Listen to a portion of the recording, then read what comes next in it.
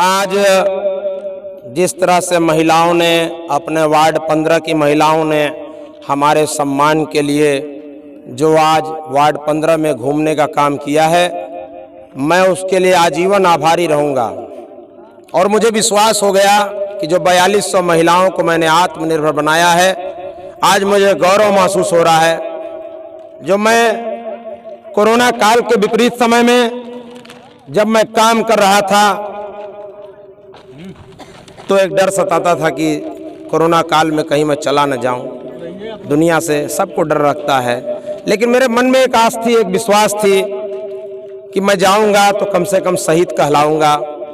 उसी आस और विश्वास के साथ हम लोग कोरोना के काल के विपरीत समय में चलते रहे और उसका नतीजा रहा कि एक अच्छा समाज बनाने के लिए हम लोग आज भी जिंदा हैं।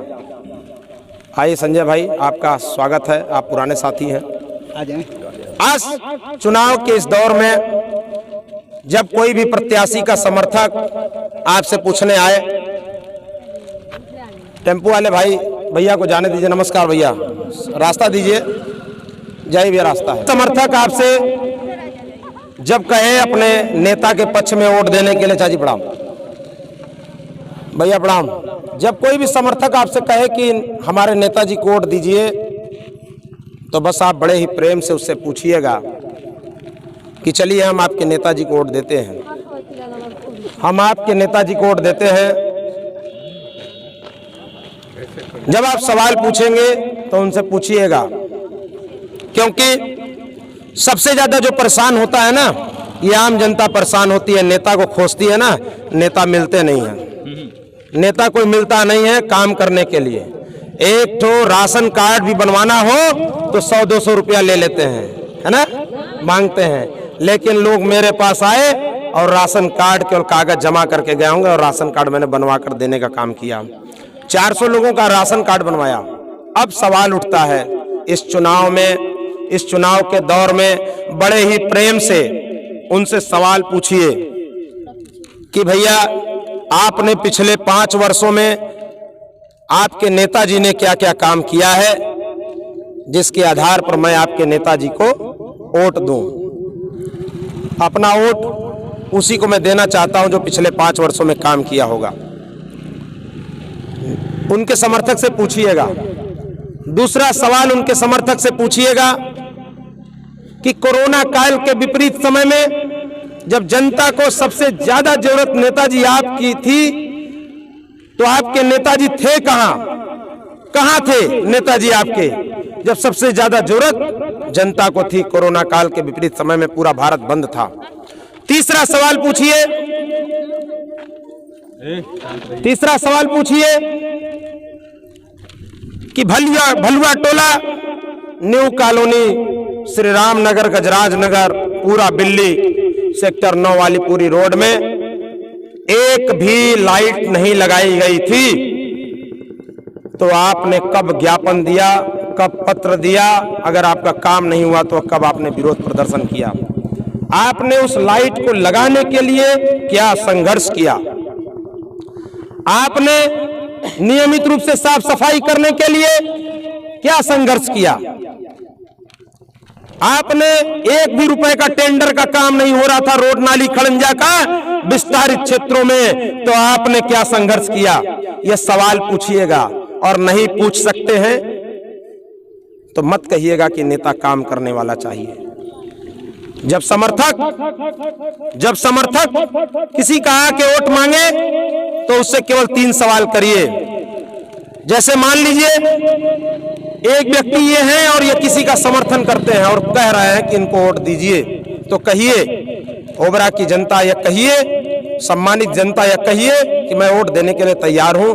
नेताजी से मेरे 3 क्वेश्चन का उत्तर दिलवाइए कि नेताजी पिछले 5 वर्षों में आपने क्या क्या काम किया है, जिसके आधार पर मैं आपको ओबरा नगर पंचायत का चेयरमैन बनाऊं। आपके नेताजी ने काम क्या किया बताइए। दूसरा सवाल पूछिए, कोरोना काल के विपरीत समय में आपके नेताजी थे कहां जब भारत बंद था, जनता को सबसे ज्यादा जरूरत नेताजी की थी? तीसरा सवाल पूछिए, भलुआ टोला, बिल्ली, न्यू कॉलोनी, श्री रामनगर, गजराज नगर सेक्टर 9 वाली रोड में एक भी लाइट नहीं लगी थी, नियमित रूप से साफ सफाई नहीं हो रही थी, तो आपके नेताजी ने क्या संघर्ष किया? तो पता चला उनके समर्थक कोई जवाब नहीं दे पाएंगे, और जब जवाब नहीं दे पाएंगे तो पूछिएगा उनसे कि आपको दारू मिला है क्या, आपको पैसा मिला है क्या, आपको महीना मिला है क्या। तब उनके समर्थक जब उत्तर नहीं दे पाएंगे तो आप समझ लीजिएगा कि दारू, मुर्गा और पैसे के लिए आपके वोटों को बेच रहा है।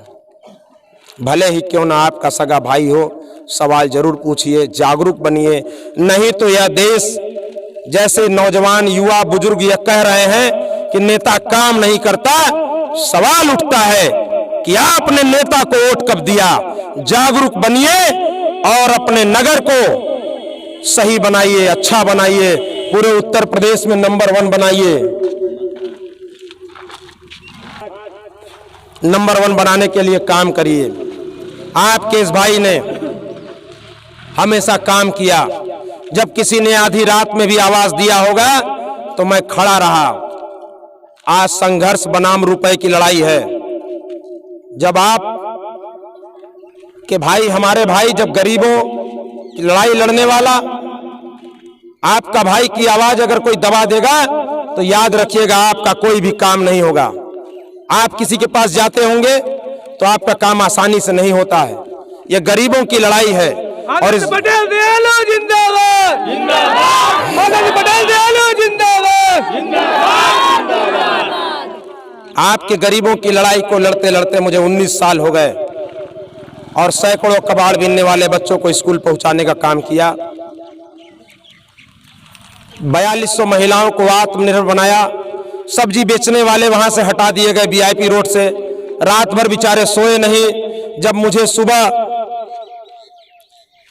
फोन किया गया तब मैंने तत्काल उसका संज्ञान लिया और काम करने का काम किया। जाकर पूछ लीजिएगा सोनू PCO वाले भाई से, पूछ लीजिएगा दांत वाले डॉक्टर से, श्री अमर श्रीवास्तव जी से। जब उन्होंने कहा तो मैंने लगातार काम करने का प्रयास किया। मैंने कभी यह नहीं देखा कि कौन किसी जाति का है, धर्म का है, संप्रदाय का है, कौन किसी दल का है। मैं हमेशा काम करता रहा। दिल्ली रेलवे स्टेशन की झोपड़ी उखाड़ दी जाती है। आपका भाई 2016 में संघर्ष करता और झोपड़पट्टी पुनः वहीं लगती है। आपका भाई दिल्ली रेलवे स्टेशन पर हैंड पाइप लगवाता है तो खरटिया पोखरा में भी लगवाता है, ग्रीन माउंटेन स्कूल में लगवाता है तो राजू खान जी के घर के सामने बलुआ टोला में राम साहे यादव जी के यहाँ भी लगवाता है, और 14 हैंड पाइप गड़वाता है। और हैंड पाइपों के लिए दिया गया, बहुत जल्द वो भी गड़ेगा। यह लगातार लड़ाई आपकी है। इस ओबरा की आवाम को हॉस्पिटल दिलाने की लड़ाई है।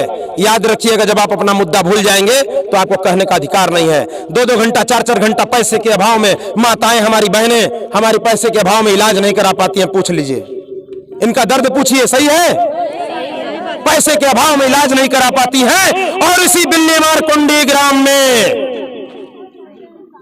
आज अरबों रुपए यहाँ का जिला खनिज निधि के नाम पर रखा हुआ है। इलाज फ्री में चाहिए ना? हाँ चाहिए, फ्री में चाहिए। इलाज फ्री में चाहिए? हाँ फ्री में चाहिए। इस जनता को इलाज फ्री में चाहिए, इसका हक है। जिला खनिज निधि हमारा है, CSR फंड हमारा है। यहाँ पर बिजली हम पैदा करते हैं, इसका धूल गर्दा हम खाते हैं, तो हमें 24 घंटा बिजली चाहिए। इसकी लड़ाई भी हम लोग लड़ेंगे और हमेशा लड़ने का काम किए।